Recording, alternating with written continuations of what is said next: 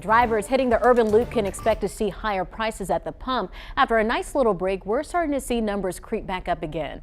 WFMY News' Suzanne Lake dives into why experts expect them to get even higher.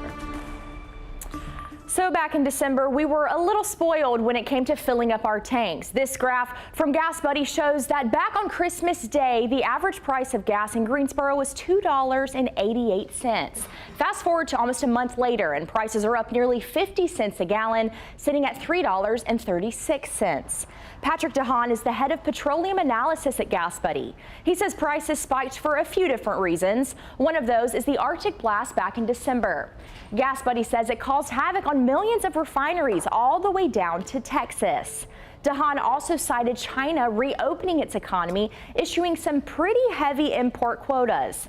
Basically, he says China's telling oil companies to import more oil, which pushed the price up.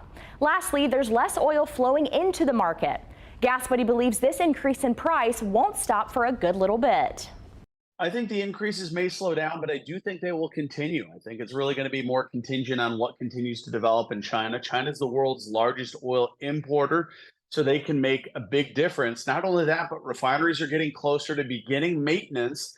They usually start maintenance in late winter ahead of the summer driving season. Before then, they also transition to more expensive summer gasoline in the spring. So I think we're starting to see the rally that usually starts in late winter start a little earlier. I think the catalyst there, again, that winter cold and China's reopening of their economy kind of accelerating the timetable for rising prices.